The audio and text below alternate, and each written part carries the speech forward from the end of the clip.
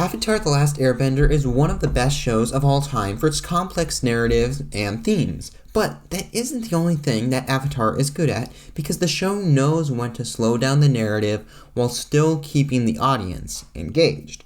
I think a perfect example of how this works comes from two unrelated episodes in Season 3, both of which I find to be near perfect episodes. Today we'll be discussing The Beach and the Ember Island Players to understand how Avatar mastered simplicity. Both episodes are chances for the characters to slow down and reflect on their journeys. Plot-wise, the most they really do is just have the characters talk, but that's a lot of the beauty of these episodes.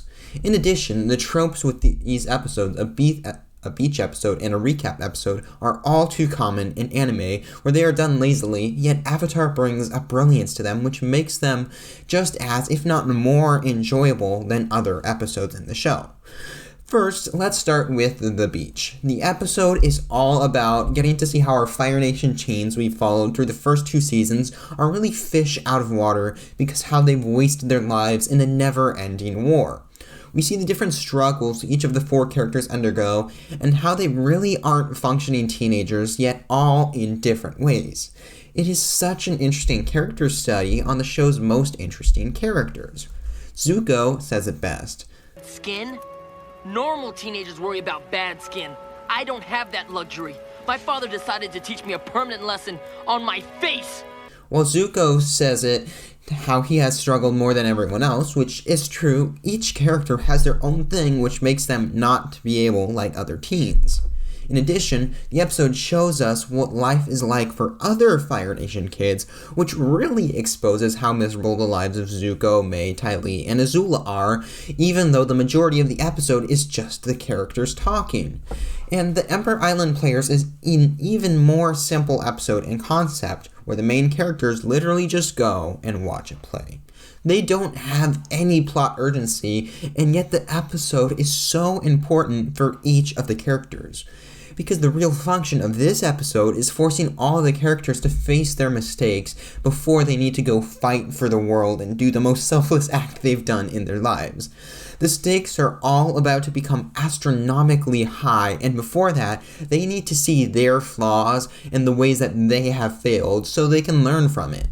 And there is a tension of the episode which becomes very intense. While for a character like Toph or Sokka, it isn't that bad because they haven't messed up too majorly and they've grown so much. But for Aang and Zuko, it becomes a truly miserable experience.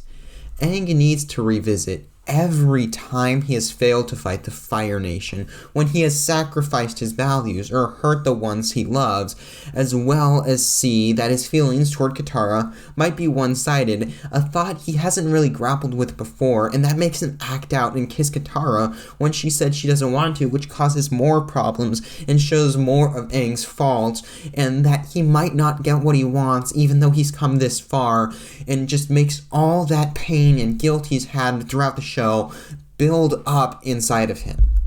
And for Zuko, he needs to revisit how he stabbed his uncle in the back, one of the two people in his life who ever truly loved him, and the reason that he didn't end up like his sister. Iroh did all of that for him, and he needs to face that. Even though we know, like Iroh will say in the future episodes, that Zuko made it all up, he hasn't come to terms with that yet, and that guilt is back. The Ember Island Players, while being probably one of the funniest episodes of the show, is also one of the most somber episodes. Suki calls out how much Team Avatar has lost, and that they need to watch every defeat while they're about to go stop a whole army of a whole nation while they are stronger than ever with the Sozin's common power. And somberness is something which exists inside both of the episodes. These characters need to face how horrible their lives have been, and the differences between the protagonists and Azula, that is Mai, Ty Lee, Zuko, and Aang, who all learn from their past failures with these episodes, while Azula denies it. It lets us learn a lot about the psyche of these characters and how they respond to suffering, and how they work to overcome it. And I mean it when I said Mai and Ty Lee are protagonists, because that episode was their first step on their path to redemption, which we later see in The Boiling Rock. Having a tragic backstory doesn't automatically redeem a character, and that is a mistake which a lot of writers make. But what helps the characters on their path to redemption in those episodes is reconciling with their trauma and letting go so that they can move on and begin redemption. Why these two episodes work and the tropes they are based on so often don't is because the episodes aren't a break from storytelling where nothing happens. In these episodes, there's a lot more character progression than in most episodes. The difference is, since there isn't any strong narrative moving the characters, it is their emotional development which does all the heavy lifting, which could honestly be harder to convey from writers to animators, as it is more subtle than a big action piece to take up the time. It's more deep and emotional, and that's a lot harder to capture, especially in animation.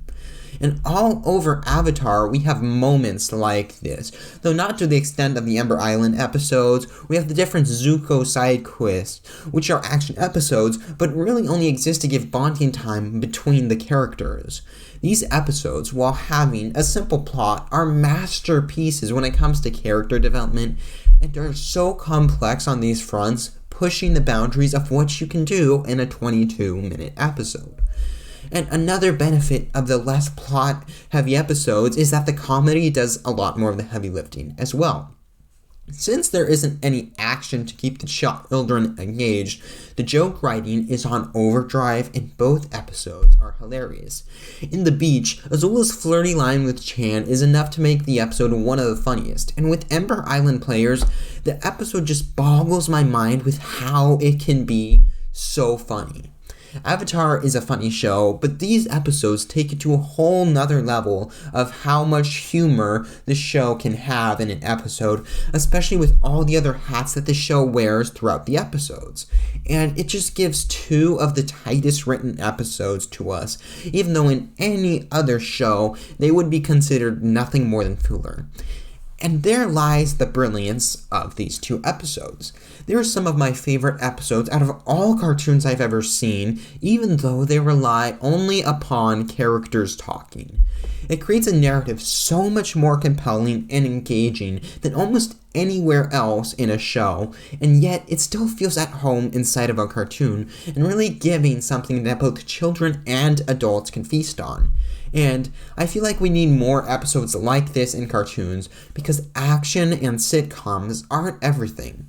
Sharp, emotional writing can do so much more, and if done well, it becomes some of the show's best episodes. Another show with great episodes is The Owl House, and specifically its third season. Wow, there are some amazing episodes. For the Future is one of the show's best episodes, yet it does have flaws. To understand more of that episode's duality and all the multi-aspects that it has that makes it such a complex episode to understand, make sure to check out this video.